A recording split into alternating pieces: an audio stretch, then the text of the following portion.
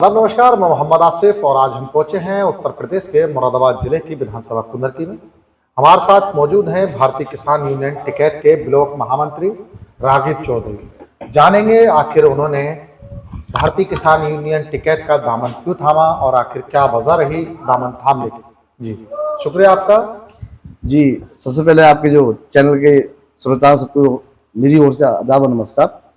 और मैं जनपद मुरादाबाद के ब्लॉक कुंदरकी से ब्लॉक महामंत्री राघव चौधरी हूँ और मैं सौभाग्य समझता हूँ कि आप एक मेरी जानकारी पब्लिक को शेयर करने के लिए मेरे पास तक आए। आपको बहुत बहुत आभार, धन्यवाद। अच्छा, आपने भारतीय किसान यूनियन टिकैत का जो दामन थामा है, क्या सोचकर थामा और कब से आप भारतीय किसान यूनियन टिकैत में? देखिएगा, भारतीय किसान यूनियन टिकैत एक अराजनीतिक संगठन है जिसका राजनीति से कोई सरोकार नहीं है। और बाबा टिकैत की जो नीतियां हैं, खास करके मजलूमों के लिए, गरीबों के लिए, निर्धनों के लिए, जो अधिकारी वर्ग में जो किसान जाते हुए डरता था, आज भारतीय किसान यूनियन का दामन थामने के बाद में अधिकारी से अपनी बात को रखने में सक्षम हो पाया। तो बाबा टिकैत की नीतियों से मैं प्रभावित हुआ और जो गाजीपुर बॉर्डर में उस दिन धरना लगा था, वहां मैं पहुंचा था और वहां को पूरे माहौल को देखकर मुझे ये लगा कि हाँ, इस संगठन में जुड़ना चाहिए। कितने दिन का धरना था और आपको ऐसा क्यों लगा कि इसी संगठन में जुड़ना चाहिए? काफी सारे संगठन और भी वहां पर थे। देखिए, संगठन की जो मूल शाखा है वो भारतीय किसान यूनियन टिकैत है और टिकैत संगठन ही गाजीपुर बॉर्डर पर लगातार 13 महीने संघर्ष करता रहा, सरकार से सवाल करता रहा। और ये उसका परिणाम ये भी हुआ कि हमारे देश के माननीय प्रधानमंत्री मोदी जी रात के 8 बजे टीवी चैनल पर आए और उन्होंने सहज स्वीकार किया कि मैं अपने कानून आपको बताने में सक्षम नहीं हो पाया और ये कानून अगर आपके लिए विरुद्ध है। जो लोग ये कहते थे क्या मोदी सरकार जो स्टेप लेकर वापसी नहीं करती है, वो तमाम दुनिया ने देखा, तमाम हिंदुस्तान ने देखा कि बाबा टिकैत के धरने के कारण, बाबा टिकैत के विरोध के कारण, किसानों के विरोध के कारण वो काले कानूनों को वापसी लिया गया। हालांकि उस समय हमारी पूरी मांग पूरी नहीं हो पाई थी, वो सरकार का कुछ उनमें हस्तक्षेप था और एमएसपी जो कि अभी तक मुद्दा है भारतीय किसान यूनियन का, वो लगातार अभी बना हुआ है। लेकिन ये सच्चाई है कि माननीय मोदी जी ने रात के 8 बजे टीवी चैनल पर आकर ये कहा था कि मैं अपने तीनों काले कानून वापस लेता हूँ। अच्छा, इसी से प्रभावित होकर आपने दामन थामा? जी, इसी से प्रभावित हुए तो हमने भारतीय किसान यूनियन का दामन थामा।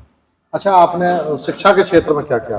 देखिए, शिक्षा के क्षेत्र में मैं एक शिक्षित किसान हूँ और हालांकि मैंने टीचिंग लाइन में डीएलएड भी किया है और बीएड भी किया है। तो मैं शिक्षा के साथ साथ किसानों के जब संघर्ष को मैंने देखा तो शिक्षा से क्यों जॉब है नहीं, सरकार के पास देने के लिए जॉब नहीं है, बेरोजगार किसान घूम रहा है, बेरोजगार आज का युवा घूम रहा है। तो साथ साथ हमने सोचा अब समाज सेवा किया जाए, तो हम भारतीय किसान यूनियन में आए। आपने कहा जॉब नहीं है, जॉब क्यों नहीं है? डीएलएड आपने किया है और टैक्स सुपर टैक्स निकालने के बाद जॉब क्यों नहीं है? कहाँ है जॉब? आप देखो, देश की सरकार, माननीय मोदी जी की सरकार या उत्तर प्रदेश की योगी सरकार, आप जितने आप एग्जाम दे रहे हो, बच्चे जाते हैं इंटरव्यू तक पहुंचते हैं तो वो एक फॉर्म के लिए 1,000 रुपये जमा करते हैं, 10-10 लाख बच्चे फॉर्म डाल रहे हैं और आखिर परिणाम क्या आता है? पर्चा लीक हो गया। तो सरकार तो और इस तरीके से उत्पीड़न कर रही है युवाओं का। कितने पर्चे लीक हुए अब तक मैं समझता हूँ 17 से लेकर आज तक जितने वो हुए हैं, जितने भी एग्जाम हुए मतलब जॉब के लिए, सारी पर्ची लीक हुए अब तक। अब तो यहाँ तक है जो यूपीएससी का एग्जाम सबसे निष्पक्ष चुनाव होता था, आज तो सवाल उस पर भी उठ रहा है। इससे आप दोहराई नहीं कर सकते, इनकार नहीं कर सकते कि यूपीएससी एग्जाम में भी अब मामला खराब हो चुका है। ये आप कैसे कह सकते हैं यूपीएससी का एग्जाम मामला खराब हो चुका है? देखिएगा, आप पीछे किसी प्रदेश के शायद एक बड़े नेता की बेटी का सिलेक्शन हुआ था यूपीएससी में, जो अखबार के माध्यम से और सोशल मीडिया के माध्यम से हमने पढ़ा और आपने पढ़ा होगा। तो उन्होंने कोई एग्जाम क्वालिफाई नहीं किया? एग्जाम क्वालिफाई नहीं किया होता तो इतना मतलब क्यों उठता ये मुद्दा जोर से कि यूपीएससी में बाद में पता चला कि यूपीएससी की तो कोटे से आई है। आखिर यूपीएससी में कोटा कब से स्टार्ट होने लगा? यूपीएससी एक निष्पक्ष, एक ऐसा मतलब परीक्षा थी जो मतलब देश की सबसे कठिन परीक्षा थी, उसे भी अब खराब कर दिया गया। तो जॉब कहाँ है? यही सवाल तो है। आजकल लड़के बीएड कर रहे हैं, डीएलएड कर रहे हैं, पर जितनी भी परीक्षाएं सारी क्वालिफाई हर साल मैं समझता हूं बीए, इंटर में, हाई स्कूल में लगभग 10-20 लाख लड़के क्वालिफाई करते, बताओ किससे जॉब मिल रही है? अब आके ये शायद उत्तर प्रदेश की परीक्षा हुई है पीछे, तो उसमें अब कुछ लड़कियों का सिलेक्शन हुआ है, बाकी पूरे 5 साल में आप देखो कहाँ जॉब कौन सी लगी है, कोई जॉब नहीं। और जो जॉब लगी है हाई कोर्ट में जाकर चैलेंज किया, वो आदमी आज के मास्टर की शिक्षा मित्र को बेरोजगार करा गया। बहुत सारे मुद्दे ऐसे हैं क्या सरकार में उनका सहयोग ना करके बजाय उनकी नौकरी छीनी गई। और अच्छा, भारतीय किसान यूनियन टिकैत किन किन मुद्दों पर काम कर रही है आप? देखो आप किस मुद्दों पर काम कर रहे हैं? देखिए भारतीय किसान यूनियन का हर वो मुद्दा है जो किसान से जुड़ा हुआ है, चाहे वो शिक्षा का मुद्दा हो, स्वास्थ्य का मुद्दा हो या बेरोजगारी का मुद्दा हो।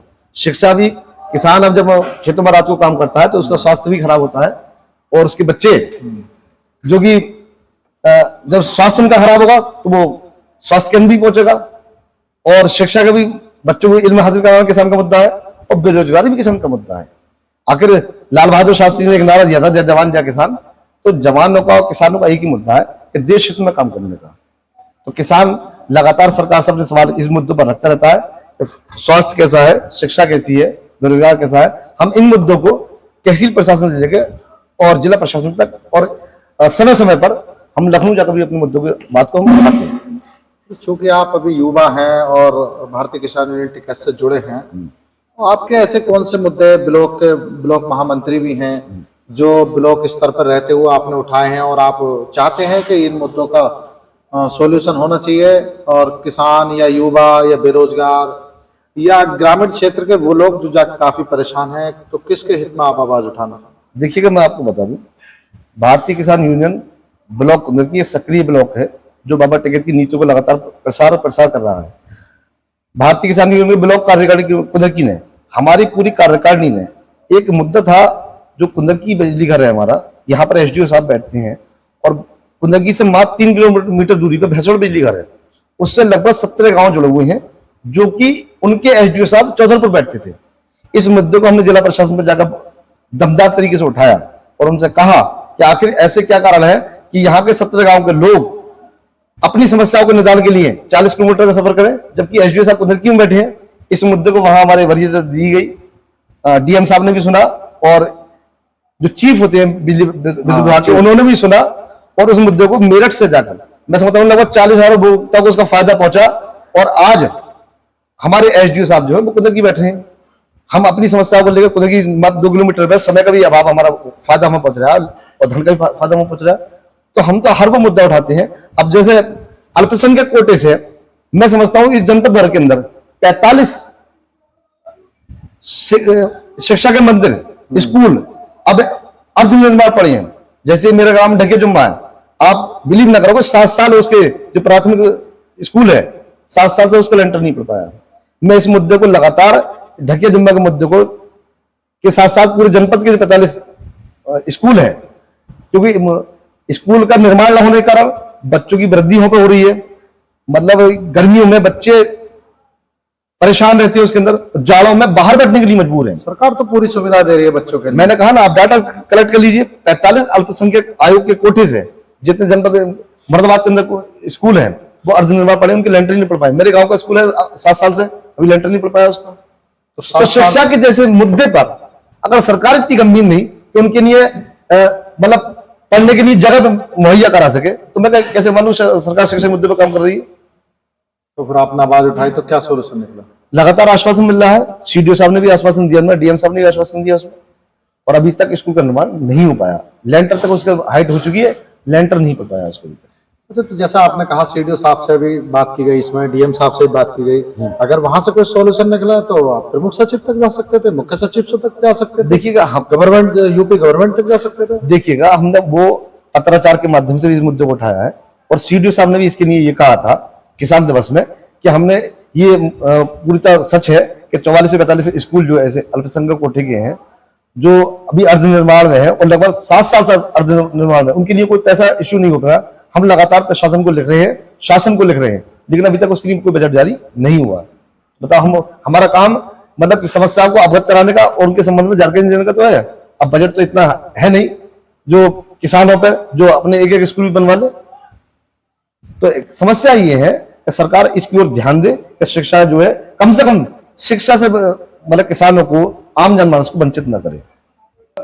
किसान का मुद्दा सबसे बड़ा जो है वो गन्ना मूल्य का है। बिलारी शुगर मिल हमारे नजदीक में ही है, मात्र 6 किलोमीटर दूरी पर है। अभी धरना प्रदर्शन हुआ था, उसको भी- लगातार उसके लिए धरना प्रदर्शन कर रहे हैं, जबकि गन्ना एक्ट ये कहता है कि 15 दिन के अंतराल में किसान का गन्ना भुगतान कर दिया जाए। अगर कोई भी गन्ना मिल अगर किसान का गन्ना मूल्य भुगतान नहीं करता 15 दिन के अंतराल में, तो गन्ना एक्ट के अनुसार उसके ऊपर मुकदमा पंजीकृत किया जाए। मैं उत्तर प्रदेश सरकार से और साथ साथ आपके माध्यम से पूछना चाहता हूं कि एक मिनट में एक मिल ऐसा बता दो जिस पर सरकार ने या अधिकारी वर्ग ने कोई उन पर मुकदमा पंजीकृत कराया है। आपने जब धरना दिया तो आप किस मुद्दे पर सहमत हुए और किस मुद्दे पर उठकाए? देखिएगा, किसान लगातार उस पर धरना दिया। उन्होंने ये कहा कि 64 करोड़ रुपए बिलारी शुगर मिल पर बकाया है। एक मिल ऐसा और है जिस पर शायद 30-32 करोड़ रुपए बकाया है। लेकिन बिलारी शुगर मिल लगातार लगभग 10-15 साल से यही उसकी गतिविधि है कि पिछला पेमेंट रोक के देता है, अगला पेमेंट देता है, लेकिन अभी तक कोई इस पर कार्रवाई नहीं की रही। किसानों की भी तो कहीं ना कहीं सहमति रही होगी। जब किसान धरने पर बैठे थे तो कहीं ना कहीं किसानों की सहमति रही होगी, तभी तो किसान उठ के आए हैं, वरना किसान क्यों उठ के आते? दोनों का आपसी सहमति के साथ उठे होंगे, देखिए, किसी मुद्दे पर सहमति बनी होगी। देखिएगा, एसडीएम महोदय वहां पर थे।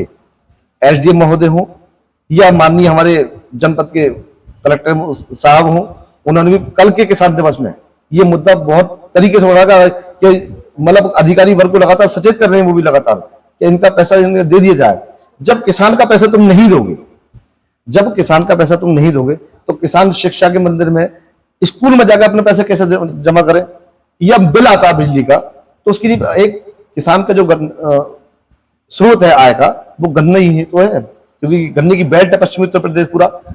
तो गन्ने की बेल्ट के अनुसार अगर गन्ने का भुगतान उसका नहीं होगा, तो अगर हम 1 महीना बिल जमा नहीं किया जाए और 4000 से अधिक बिल किसान के ऊपर हो जाए, तो बिजली प्रशासन लाइन काटने के लिए पहुंच जाता है। ये उसे नोटिस 600 रुपए जारी कर देता है। हमारा क्या कर रही है सरकार?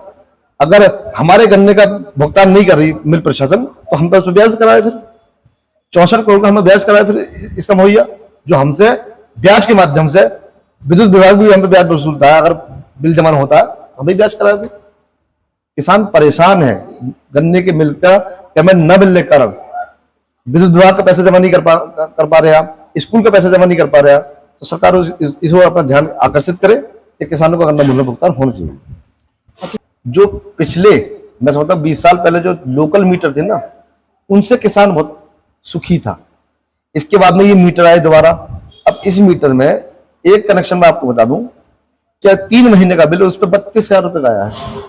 लगातार जो मीटर हैं उनमें लगातार गलत फंडिंग दर्ज होती है, मीटर रीडिंग रोक लेता है। लगातार मीटर के हम आवाज उठाते हैं कि मीटर जो खराब मीटर लगा दिए गए हैं, किसी ऐसे कॉन्ट्रैक्टर को मीटर को ठेका दिया गया जिससे कि बिल ज्यादा आता है। तो ऐसे मीटर की क्या जरूरत, जो किसान का बेमतलब का किराया बढ़ाया जाए, इसलिए हम इनका विरोध करते हैं। इसमें तो चेक मीटर का भी समाधान है, चेक मीटर लगा चेक करा सकते हैं, एप्लीकेशन दे सकते हैं। देखो भाई पत्रकार महोदय, चेक मीटर हो या मूल मीटर हो, चेक मीटर के लिए भी आप पहले सरकारी लाइन में से उस पर साइन कराओगे, उसके बाद जेई साहब से कराओगे, उसके बाद एसडीओ साहब के पास कराओगे, फिर जाकर मुरादाबाद एसडीओ ऑफिस में पहुंचोगे मीटर विभाग में। बहुत लंबा प्रोसेस कर रखा है। चेक मीटर लगवाने में एक किसान के पसीने छूट जाते हैं, आपको जानकारी होगी शायद इस बारे में। तो इन सुविधाओं को आसान कर दिया जाए कि अगर एक कोई आदमी एप्लीकेशन डाल लिया ऑनलाइन, तो उसके घर पर चेक मीटर की सुविधा कम से कम 3 दिन या 8 दिन के अंदर कर दी जाए, कोई दिक्कत नहीं। लेकिन सरलीकरण किया जाए इस चीज का, जो इतना टफ बना दिया प्रोसेस का, मैं चाहता हूँ उसी शॉर्ट हल्का कर दिया जाए। तो सरकार तो लगातार किसानों की समस्याओं को सुन रही है और उनका समाधान त्वरित प्रकार से कर रही है। आप ग्राउंड जीरो पर देखो, ग्राउंड जीरो पर जब आओगे तो आपको किसान परेशान दिखाई देगा, हताश दिखाई देगा, उसके चेहरे पर झुर्रियां दिखाई देंगी, लाचार दिखाई देगा। सरकारी दस्तावेजों में क्या हो रहा है, या उसकी रिपोर्ट शासन तक कैसी जा रही है, इसका हम तुम्हें उचित जवाब नहीं दे सकते। सरकार तो किसानों को किसान सम्मान निधि भी दे रही है। तो किसान सम्मान निधि एक ऊंट के मुंह में जीरे के समान है। एक ऐसा मान लो इनकी और 2000 रुपए एक तिमाही में देना, किसान के साथ ऐसा मान लो उसके साथ एक धोखा सा हो रहा है और वो अपना अपमानित महसूस कर रहा है किसान। 2000 रुपए क्या चीज है? अगर एक बीमारी लग जाए किसान के गन्ने के खेत में, गेहूं के खेत में, धान के खेत में, तो 2000 रुपए की एक दवा लग जाती है। कम से कम दवाई फ्री कर दी जाए किसान की। तो क्या है 2000 रुपए किसान सम्मान निधि? वार्षिक 6000 रुपए देते हैं, उसमें भी अधिकारी वर्ग का तुम्हारा ये आधार कार्ड खराब हो गया, तुम्हारा बैंक का ये नंबर खराब हो गया, तुम्हारा आधार कार्ड में, बैंक कार्ड में नाम समान नहीं है, इसलिए सर्वर रिजेक्ट कर रहा है, उसके नाम पर बहुत सारे फ्रॉड हो रहे हैं, अधिकारी वर्ग उसमें खा रहा है। तो इसकी मैं आरोप नहीं लगा रहा, इसकी शिकायत तो आप लोग कर सकते हैं, नहीं देखिएगा हम लगातार आवाज भी उठा सकते हैं इसके लिए। इसकी हम लगातार हमने आवाज भी उठाई है। हमने स्थानीय प्रशासन तहसील में माननीय एसडीएम साहब से कहा था कि आप इसके लिए एक निःशुल्क शिविर लगाएं, कुंदरकी में लगाएं, बिलारी में लगाएं, जो आसपास के ग्रामीण परिवेश है वहां भी जगह शिविर लगाएं, ताकि किसान को इस चीज को आसान हो। हालांकि उन्होंने एक आध दो जगह लगाई भी, मैं इस चीज से इनकार नहीं कर सकता, लेकिन उससे पूर्णतः किसान को फायदा नहीं पहुंचा, शिविर लगाने का भी कोई फायदा नहीं पहुंचा। अब किसान कार्ड बनने आएगा, अब दोबारा डाटा फीडिंग होगी, अंश निर्धारण हुआ भी तहसील प्रशासन में कि साहब हर व्यक्ति का अपना अपना अंश अलग अलग होगा। उसमें इतना बड़ा घोटाला किया गया है कि प्रत्येक किसान की भूमि के साथ पूरा खिलवाड़ किया गया। अंश निर्धारण में इतनी त्रुटियां हैं, क्या अगर किसानों से ठीक कराया जाता है तो मैं आरोप नहीं कर लगा रहा प्रशासन पे, लेखपाल से लेकर बहुत अधिकारी ऐसे होते हैं कि उन त्रुटियों के नाम पे, क्या तेरी जमीन इतनी थी, इतनी जमीन इसकी हो गई, उसमें भी दिक्कत होने, ठीक कराने के नाम पे पैसा वसूला जा रहा है। तो इसके लिए तो एंटी करप्शन बनी हुई है। एंटी करप्शन अभी किसान इतना, मतलब यहाँ का क्षेत्रीय जनता इतनी जागरूक नहीं है। जैसे वो किसान वर्ग को देखता है या किसान संगठन को देखता है तो अधिकारी अपना काम कर देता है, लेकिन जब आम जनमानस वहां पहुंचता है तो उसे प्रताड़ित करा जाता है, उससे उसके मतलब पैसे लिए थे काम करने के। आज फोती के नाम पर लोग पैसे ले रहे हैं, जबकि ऑनलाइन व्यवस्था है। एंटी करप्शन के पास तो कोई भी जा सकता है, एंटी करप्शन सबका काम करती है, सबकी आवाज सुनी जाती है, और लगातार एंटी करप्शन ने बहुत ऐसे भ्रष्ट अधिकारी पकड़े भी हैं और जेल भी भेजा।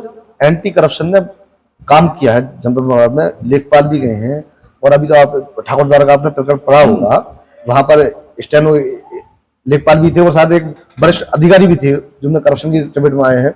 लेकिन मैं इसमें भी थोड़ा अपना सुझाव देना चाहूंगा, जगह जगह हर तहसील प्रांगण में, हर सार्वजनिक स्थल पर एंटी करप्शन का नंबर डाल दिया। अभी जनता इसलिए जागरूक भी नहीं है कि एंटी करप्शन कर क्या सकती है। अगर जगह जगह पोर्टल पर या सार्वजनिक स्थानों पर, तहसील में, थानों पर, ब्लॉक में अगर उनका नंबर डाल दिया जाए, अगर कोई तुमसे रिश्वतखोरी करता है तो इस नंबर पर कांटेक्ट किया जाए और तुम्हारी बात को गोपनीय रखा जाएगा, पूरी इसका मतलब प्रचार प्रसार किया जाए, तो मैं समझता हूँ इस पर अंकुश लगेगा। लेकिन इस पर भी काम नहीं हुआ। अच्छा, इस काम के लिए तो किसान यूनियन टिकैत जो है उसके कार्यकर्ता भी लोगों को, जनता को जागरूक कर सकते हैं, किसानों को। देखिएगा, हम हर जगह जहां जहां हमारी मीटिंग होती है, हम मासिक मीटिंग हमारी ब्लॉक के अंदर होती है, वहां भी हम जनता को जागरूक करते हैं कि किसी भी अधिकारी को पैसा ना दें। जो जागरूक जनता होती है, जो जागरूक किसान होता है, वो हमें बता देता है, तब हम उसका निवारण करते हैं। और हम अगर आपके सुझाव को हम मानेंगे, ग्रामीण परिवेश में जहां जहां हम पंचायत करेंगे, हम जाकर इस बात को रखेंगे कि एंटी करप्शन पर जाकर अपना नंबर डालो। लेकिन सरकार का भी दायित्व बनता है कि जगह जगह ये सार्वजनिक स्थानों पर उनका नंबर अंकित कर दिया जाए कि एंटी करप्शन से भी आप अधिकारी वर्ग को परेशान कर सकते हो। अच्छा, आप क्या संदेश देना चाहेंगे? युवा हैं, युवाओं के लिए और किसानों के लिए, और जिनके आप आवाज उठा रहे हैं उनके लिए कोई खास संदेश? देखिए, संदेश में यही कहूंगा कि लाल बहादुर शास्त्री ने एक नारा दिया था, जय जवान जय किसान। जवान और किसान से ही देश की अर्थव्यवस्था है। जब लॉकडाउन लगा था तो किसान ने ही देश की अर्थव्यवस्था को संभाला था। किसान आज इतना मजबूर हो गया है कि किसानी को छोड़ने पर मजबूर है। किसान को लगातार हर खेती बाड़ी में नुकसान हो रहा है। तो मैं जनता से भी अपील करूंगा और किसानों से भी अपील करूंगा कि किसानी को न छोड़े और किसानों पर के लिए काम करें। किसान का भी अपना एक धर्म होता है, उसे निभाएं। और मैं क्षेत्रीय जनता से अपील करूंगा कि किसान संगठन में जुड़कर मजलूमों का, गरीबों का, निर्धनों की जो आवाज तुम उठा सकते हो, वो किसान संगठन के जरिए या अन्य प्लेटफॉर्म के जरिए, जहां तुम आप बेहतर समझते हो, वहां जाकर आप किसानों की आवाज उठाएं। और किसी की सेवा करने से जो आत्मा को संतुष्टि मिलती है, जब आप उसका काम करके आओगे, जब तुम्हारे मन को शांति मिलेगी, वो बयान करने लायक नहीं होती। इतना शांत, जब रात को तुम सोओगे तो तुम्हें बहुत शांति मिलेगी कि किसी के गरीब आदमी की मजदूरी दिक्कत दूर करके आए हो, तो इससे तुम्हें बहुत फायदा मिलेगा। तो मैं तमाम क्षेत्र की जनता से अपील करूंगा कि आप वहां जाएं, क्षेत्र में जाएं, संगठन से जुड़ें और समाज सेवा करें। देखिए, हमारे साथ मौजूद थे भारतीय किसान यूनियन टिकैत के ब्लॉक महामंत्री राघव चौधरी। उन्होंने अपने कुछ सुझाव भी दिए और अपने बारे में बताया कि आखिर वो क्यों जुड़े। शुक्रिया, धन्यवाद।